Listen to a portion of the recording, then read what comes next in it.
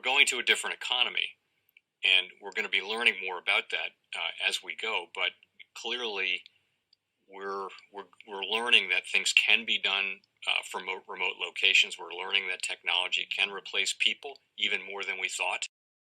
We're not going back to the same economy. We're recovering, but to a different economy, and it'll be one that is more leveraged to technology. And I worry that that is going to make it even more difficult than it was for many workers.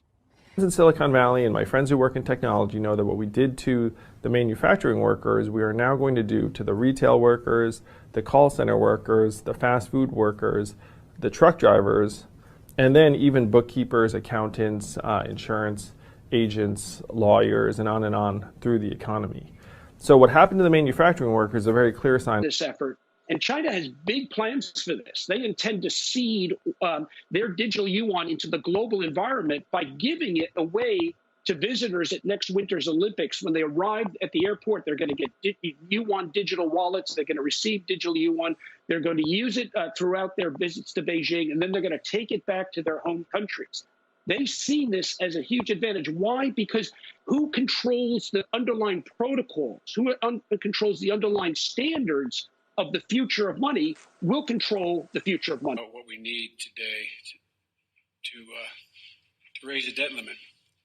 And why the Republicans in Congress, what they're doing today is so reckless and dangerous in my view. Raising the debt limit comes down to paying what we already owe. What has already been acquired, not anything new. It starts with a simple truth. The United States is a nation that pays its bills and always has. From its inception, we have never defaulted. What we pay for, so it keeps us a great nation. Social Security benefits for seniors, salaries for brave service members, and benefits for veterans, and other financial obligations for our people and for our nation. We're able to meet these obligations based on the revenue we receive from taxes and based on our ability to borrow when needed. And in that case, we're able to borrow because we always pay our debt. We always paid what we owe. We've never failed. That's America. That's who we are. That's what's called for. It's called full faith and credit of the United States. It's rock solid. It's the best in the world. But here's the deal. There's a cap on what we can borrow called the debt limit. And only Congress can raise or lower that debt limit. So let me be really clear. This is really important to know. Raising the debt limit is about paying off our old debts. There's nothing to do with any new spending being considered. It has nothing to do with my plan for infrastructure or building back better. Zero. Both of which I might add are paid for. So if we're going to make good on what's already been approved by previous Congresses and previous presidents and parties, we have to pay for it. Social Security benefits, the American people are promised, salaries for servicemen and women, benefits for veterans. We're going to have to raise the debt limit if we're going to meet those obligations. And raising the debt limit is usually a bipartisan undertaking, and it should be. That's what is not happening today.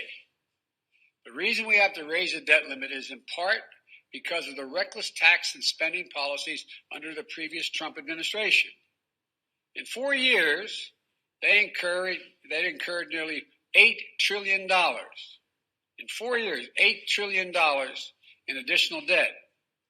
In bills we have to now pay off.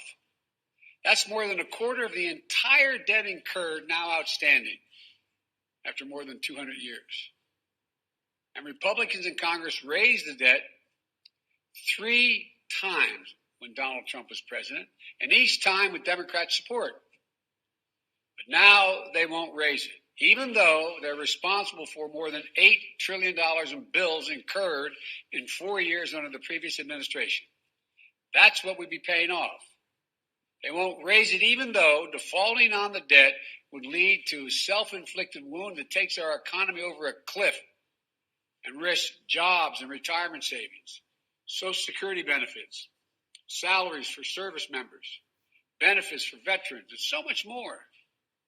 A failure to raise the debt limit will call into question Congress's willingness to meet our obligations that we've already incurred. Not new ones, we've already incurred. This is going to undermine the safety of U.S. Treasury securities, and it will threaten the reserve status of the dollar as the world's currency that the world relies on. American credit rating will be downgraded. Interest rates will rise for mortgages, auto loans, credit cards, borrowing. Folks, watching at home, you should know this is the Republican position. Here's it is. They won't vote to raise the debt limit to cover their own spending. Democrats voted with them to cover that spending the previous 4 years. They say Democrats should do it alone. But then they're threatening to use a procedural power called the filibuster, meaning that we'd have to get 60 votes, not 50 votes, to increase the debt limit. This would block the Democrats from meeting our obligations and responsibilities to prevent Congress from raising the debt limit. So let's be clear. Not only are Republicans refusing to do their job, they're threatening to use their power, to prevent us from doing our job, saving the economy from a catastrophic event. I think, quite frankly, it's hypocritical, dangerous, and disgraceful. Their obstruction and irresponsibility knows absolutely no bounds, especially as we're clawing our way out of this pandemic. Democrats will meet our responsibility and obligation in this country. We're not expecting Republicans to do their part. They made it clear from the beginning. We tried asking to no avail. We're just asking them not to use procedural tricks to block us from doing the job that they won't do. Meteor is headed to crash into our economy. Democrats are willing to do all the work stopping it. Republicans just have to let us do our job. Just get out of the way. You don't want to help save the country? Get out of the way so you don't destroy it. We don't have time to delay with elaborate procedural schemes, which Republicans' proposals require. Scores of votes without any certainty at all, many of which have nothing to do with the debt limit at all. And that's when accidents happen. In the days ahead, even before the default date, people may see the value of their retirement accounts shrink. They may see interest rates go up, which will ultimately raise their mortgage payments and car payments. And the American people, look, I just say it this way. As soon as this week, your savings in your pocketbook could be directly impacted by this Republican stunt. It's as simple as that. Republicans say they will not do their part to avoid this needless calamity. So be it. But they need to stop playing Russian roulette with the U.S. economy. It's one thing to pay our debts already acquired. It's another to require a supermajority to pay the debts already acquired. It's not right. Let the Democrats vote to raise the debt ceiling this week, without obstruction or further delays. Democrats in the House have already passed a bill that would do that. It's sitting in the United States Senate where Democrats have the votes ready to pass it. That's the only way to eliminate the uncertainty and risk that's going to harm American families and our economy. Let us vote and end the mess. You know, we've got to get this done. We must get this done. It is, like, as I said, playing Russian roulette to play these games. We can do it this week. Just get out of the way and let us pass it. Thank you. You never want a serious crisis to go to waste. And what I mean by that, it's an opportunity to do things that you think you could not do before. The chief of staff for President Obama is an old friend of mine and my husband's, and was in the White House when Bill was there.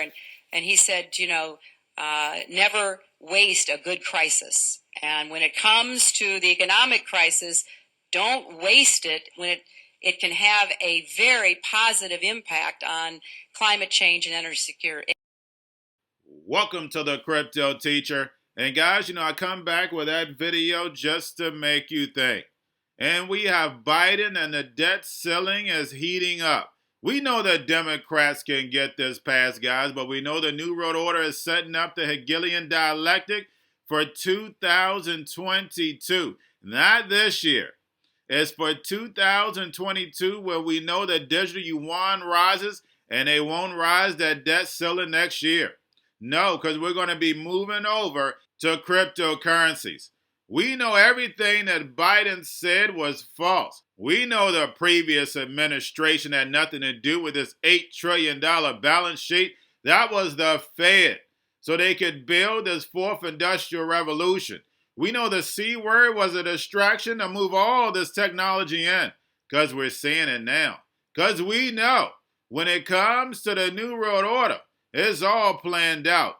You better get your friends and family educated, because the United States is going to lose that dollar reserve currency. And remember, the crypto teacher told you, the world is going to run away from the US dollar. The New World Order works off problem, reaction, solution. And we know the New World Order never lets a good crisis go to waste, because you can do things that you normally would never been able to do. And that's bringing in the robots, algorithms, and drones for the fourth industrial revolution, replacing humanity. Remember, guys, there's only a few that are chosen. You have a wonderful day. The most powerful person in the world is the storyteller. The storyteller sets the vision, values, and agenda of an entire generation to come. Steve Jobs. And guys, you know I truly believe in this. When you look at the New World Order, they're the storytellers. And that's the reason why I wrote my New World Order book. But guys, now it's time to change the current generation. And I wrote 3 kids' books. You know I love the Trinity because I understand the power that's in it. So I have 3 books. We have an opportunity to change the generation, to educate, not just me, but I want to show you that I take action on a daily basis. And I want you to take action on a daily basis. Whether it's your job, whether it's in your community, we have an opportunity right now to educate the masses. I posted this on my Twitter account. Please share, but this is a short clip of the 3 books. There's going to be a clothing line and action figures. Please get these books for your kids, nephews, cousins, friends, so therefore we can start the re-education now.